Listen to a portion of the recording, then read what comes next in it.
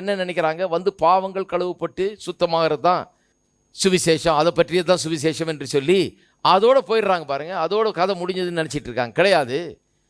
அது சொல்கிறார், வாங்க உங்கள் பாவத்தையெல்லாம் கொண்டு வாங்க, நான் அதெல்லாம் சுத்திகரித்து கழுவி உங்களை சுத்தமாக்கி நான் புது மனுஷனாக ஆக்கிறேன். பாவத்தை பற்றி கவலைப்படாதீங்க, பாவத்தோடு வாங்க. அப்படியே பாவம்லாம் நான் போய் எல்லாம் சரி பண்ணிட்டு வரேன்னா நீங்கள் எப்படி சரி பண்ணுவீங்க? அதுக்கு தான் அவர் வந்திருக்காரு.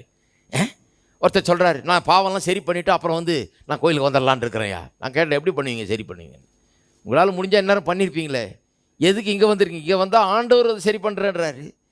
அவர் சொல்கிறாரு, ஏற்கனவே கல்வாரி சிலுவையில் சரி பண்ணியிருக்காரு, அதை கேட்டு அதை நம்பி சரியாகணுமே ஒழிய நீங்கள் போய் இதெல்லாம் ஒன்றும் சரியாக்கி வர முடியாது. அப்போ வாங்குங்கிறாரு. வந்து பாவம் சரியாகிறது மட்டுமல்ல, பாவமெல்லாம் போக்கி நீதிமானாக்கப்பட்டு தேவனுடைய பிள்ளையாகிறது மட்டுமல்ல, அதன் பிறகு மனம் பொருந்தி செவி கொடுத்தால், எல்லாம் சொல்லுங்க, மனம் பொருந்தி. மனம் திரும்புறது வேற, மனம் பொருந்துறது வேற. நிறைய பேர் மனம் திரும்பி கத்திரத்தில் வர்றதோடு நிறுத்திடுறாங்க, ஆனால் அதுக்கப்புறம் மனம் பொருந்துறது இல்லை, ஃபிட் ஆகிறது இல்லை. எதுக்கு மனம் பொருந்தணும்? மனம் பொருந்தி செவி கொடுத்தால். மனம் திரும்புறதுலேருந்து இப்போ மனம் பொருந்துகிற வேலையில் இறங்கணும். மனம் திரும்புகிற வேலை முடிஞ்சிருச்சு. இயேசுவை என்றைக்கு ஆண்டவராக ரட்சகராக ஏற்றுக்கொண்டீர்களோ அன்றைக்கே மனம் திரும்பிட்டீங்க. எத்தனை பேர் மனம் திரும்பிட்டீங்க? எத்தனை பேர் புது சிருஷ்டியாக மாறிட்டீங்க, தேவனுடைய பிள்ளை ஆகிட்டீங்க? அப்போ மனம் திரும்பியாச்சு. இப்போ வேலை என்ன? மனம் பொருந்துகிற வேலை. நம்முடைய மனம் அவருடைய எண்ணங்களால் நிரப்பப்பட வேண்டும். மனம் பொருந்தணும். ஏன் மனம் பொருந்தணும்? மனம் பொருந்தி செவி கொடுத்தால். அது ஆங்கிலத்தில் எப்படி நல்லா சொல்லியிருக்கு பாருங்க, if you're willing and obedient.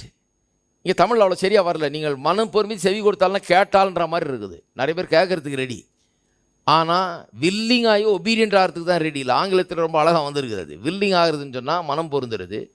செவி கொடுத்தால் இல்லை, சொல்கிற பேச்சை கேட்டால் அல்ல. சொல்கிற பேச்சை கேட்குறது வந்து என்ன? அதன்படி செய்கிறது தான். ஆகவே வெறும் கேட்கறது இல்லை, செய்கிறது. அதனால தான் யாக்கோபு சொல்லுகிறார், நீங்கள் கேட்கிறவர்களாக இராமல் என்ன பண்ணணும்? செய்கிறவர்களாய் இருக்க வேண்டும். வசனத்தை கேட்கறதுக்கு வரல, நம்ம கேட்டு எதுக்காக கேட்கறதுக்கு வர்றோம்? செய்கிறதுக்காக கேட்கறதுக்கு வர்றோம். செய்கிற வரைக்கும் அதனுடைய பலனை எனக்கு காண போகிறதில்ல. வெறும் கேட்டு கேட்டு கேட்டு தான் கிறிஸ்தவங்க இப்படி இருக்காங்க. கேட்டு கேட்டு தான் கிறிஸ்தவங்க என்ன பண்ணுறாங்க? கொஞ்சம் கூட மாற்றமே கிடையாது. அவங்களுக்கும் மற்றவங்களுக்கு வித்தியாசமே கிடையாது. ஏன்னா கேட்குறாங்க, பிரசங்க கேட்குறாங்க, ஆனால் ஒன்றும் செய்கிறதே கிடையாது. கேட்டது செய்கிறதே கிடையாது. இங்கே வந்து செய்கிறத பற்றி தான் சொல்லியிருக்குது. தமிழ் பைபிளில் அது அவ்வளோ சரியாக வரல. ஆங்கிலத்தில் அருமையாக சொல்லி, if you're willing and obedient.